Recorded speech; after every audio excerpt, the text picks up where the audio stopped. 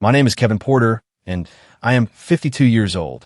When I introduce myself, the first thing isn't the buildings I constructed, but the story of my faith and the weight of ordinary worries.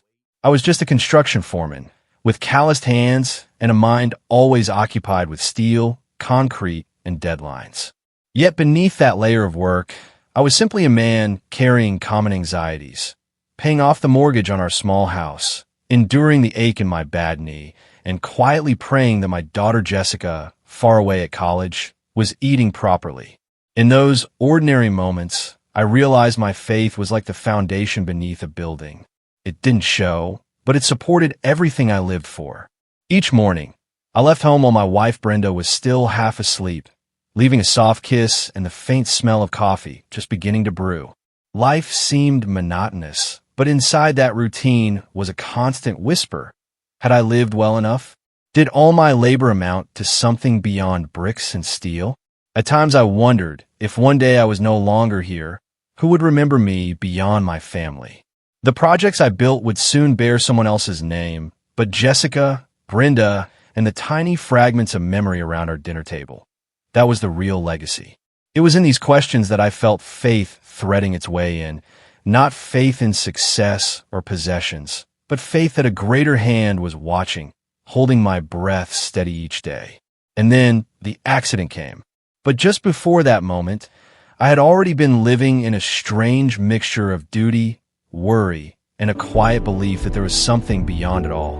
My near-death story begins not with tragedy, but with this very ordinariness, a life that seemed small, yet carried sacred silences I had never truly seen. The day of the accident, everything happened so quickly my mind had no chance to prepare. 1 second I was checking steel joints, scolding the new kid for not wearing his harness. The next, my boot slipped on the damp surface. My body lost its balance, and in that instant, I knew I was no longer in control. The impact with the ground was like an explosion inside me. Every nerve, every vessel ignited an unbearable pain. But within a single heartbeat, all sound and sensation vanished. Silence descended, so complete that I no longer even knew where I existed. When I opened my eyes, I realized something strange. I was watching my own body lying twisted and broken among the steel bars. My hard hat was shattered, my leg bent at a grotesque angle. My coworkers rushed over, panic written on their faces, shouting, "Kevin, stay with us. Call a 911. Their voices echoed, as if from the end of a distant tunnel. I knew they were hurting, but I felt no fear. Instead, a profound calm settled over me, as though the burdens of life had suddenly fallen away. Hovering above, I began to understand what it meant to be out of body. I no longer felt the weight of flesh, the drag of breath. There was only a light, liberated presence. My mind was not clinging to the fear of death. It was opening, seeing more clearly than ever before. That broken body was no longer me. What remained was the essence within, the deepest part of myself I had ignored for decades. After the moment I looked down at my broken body, a gentle pull began to draw me away from that scene.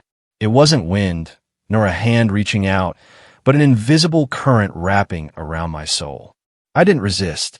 In surrendering to it, I felt a profound peace, as though every fear and burden of daily life had been washed away. The space around me began to change. The shouting, the noise of machinery, the chaos of the worksite, all of it dissolved. In its place was only a soft grayness, like a mist wrapping the horizon. There was no up, no down, no boundary. Everything stood still, yet the silence carried weight, like the moment after a storm when the earth holds its breath. I no longer felt as if I were falling, but drifting in a vast, endless expanse. Time had no meaning. There were no clocks, no breaths to measure, only existence. For the first time in my life, I wasn't thinking about bills or my aching knee or whether Jessica was eating enough at school. All those daily anxieties had vanished, and what remained was the bare essence of my soul. Strangely, I didn't feel lonely. I simply was. And in that state of being, there was comfort, An unspoken reminder that my life was never limited to steel, concrete, or petty arguments. There was something greater, deeper, and I was being drawn toward it. In that moment, I knew my near-death journey had only just begun. In that silence, I suddenly heard a sound. It didn't enter through my ears, but resonated deep within my chest. A single note vibrating through my very soul. It was like the voice of a cello, low and resonant, filling the gray emptiness with life. I turned toward it, and then I saw him. Jesus stood before me, not as the figure in white robes and perfect hair from paintings I'd seen, but like a flame, with form yet always moving, always alive. The light around him didn't shine from one point, but seemed to bend all of space toward him. He was the center of everything. I couldn't discern the color of his eyes, but when he looked into me, it felt as if my entire life was laid bare. Every crack in my soul, every hidden worry, every time I had lashed out in anger, all of it was known. I stood completely exposed under his gaze. Yet instead of judgment, what I received was absolute love. Love so strong it felt like I could breathe it, as if each inhale filled me with pure, radiant grace. I wept, not from fear, but from relief. For years, I had carried the quiet fear that I wasn't good enough, moral enough, strong enough. But one look from him shattered those burdens. I felt at last that I was home, accepted, and unconditionally loved. If you are reading this now, I invite you to leave a simple amen in the comments. Not for me, but for yourself. Because when you acknowledge and call upon him, the Lord will cover you with his blessing, and his love will guard your life. While I was still immersed in that love, Jesus did not teach with words, but with his gaze. The gray space around me dissolved, and suddenly earth appeared before my eyes. Not the blue sphere I'd seen in books or on television, but through spiritual sight. My country stretched out like a vast field of souls. Hanging over it was a thick, swirling fog of darkness. It churned like a storm, heaviest above the great cities where people crowded. Under bright lights and constant noise, I saw people in their homes, in their cars, in front of their televisions and phones. Their faces were tight, their eyes burning with anger. Then I saw their words, spoken, typed, shouted. They were not just sounds or symbols. They took shape. Some were shards of broken glass, some sharp needles of poison, some rough, jagged stones. When these words struck another person, the light within them shattered, fragments falling away. A son shouted at his father about politics, and the father's light dimmed.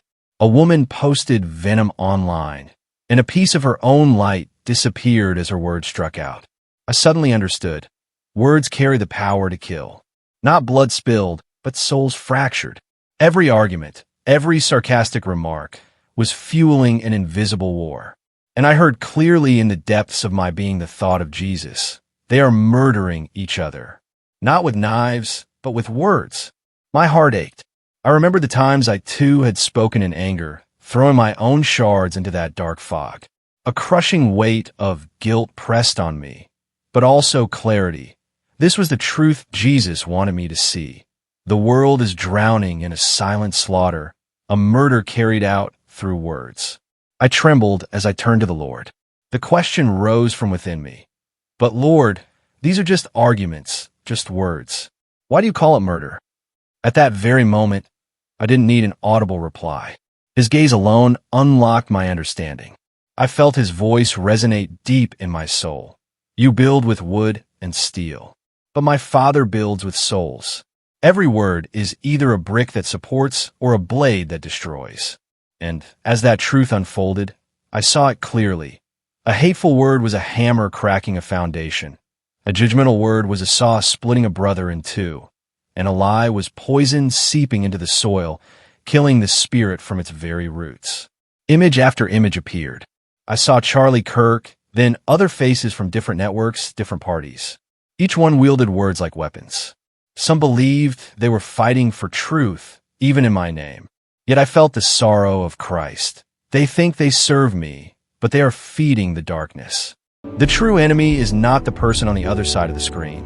It is the evil whisper telling them that hate is righteous. My heart shattered. I saw myself among those faces. The times I had shouted at the TV, typed harsh comments online, or cursed under my breath in traffic. Each shard of darkness, I too had contributed, and I understood. The murder he spoke of was the killing of God's image in one another. When we strip away dignity and holiness from our brothers and sisters through words of contempt. In that moment, shame nearly brought me to my knees. I had thought of myself as an ordinary man who harmed no one. Yet in his eyes, every word I released carried spiritual weight. And I knew then Jesus was calling me and humanity itself back to the sacred power of words, to build, not to destroy. After showing me the destruction caused by words, the Lord gave me another vision. He did not only reveal the darkness, he revealed the way out. In the vision, I saw a man poised to type an angry comment on social media. His fingers trembled, anger surging in his mind. But then he paused. He took a deep breath, set the phone down, and walked into the room to play with his son. In that moment, a tiny spark of light flared in his home, pushing back the surrounding fog. Then I saw two old friends who had stopped speaking because of political differences. One of them hesitated, then picked up the phone. "Hey, I miss you. Let's get a coffee. No politics, let's just talk about fishing." Instantly, the thick black wall between them crumbled to dust, and light returned to their lives. Jesus turned to me, and I felt his message deeply within my soul. You cannot stop the storm, but you can be a lighthouse. Your light will guide one heart, and when that heart is healed, it will shine for another. This is not a war won with weapons. It is a journey won with love, with kind words, with forgiveness. He showed me simple acts with extraordinary power, a hug instead of a harsh word, a compliment instead of a criticism, a moment of patience instead of an outburst. These seemingly small choices carried the strength to dissolve the choking fog across the world. I stood there, realizing clearly, humanity's greatest weapon is not reason or power, but the choice to love in every word spoken. And from that choice, we begin the journey of rescuing each other from the darkness.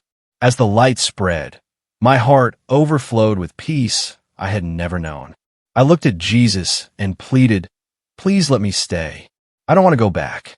That world is too broken, too full of darkness. Here, this is home." The words came out like a sob, for I truly felt I had found eternal rest. But Jesus looked at me with compassion. I saw the faintest smile, not of man, but one woven of light and mercy. Then he showed me an image of my daughter Jessica. She sat at her desk, head in her hands, tears falling on her notebook. Fear gripped her heart, afraid she would fail her coming exam. I felt her pain as if it were my own. Then he showed me Brenda, my wife. She was driving, face pale, heart pounding with dread. In just moments, she would receive a phone call with the worst news of her life. And I understood. If I stayed, Brenda's world would collapse. The Lord spoke into my soul. Your work is not finished. You will return, not to be swallowed by darkness, but to stand as a light against it. Tell them, the battle is not between left and right, nor one side against another. The true war is between love and fear. Tell them to stop murdering each other with their words, and to begin building again with love.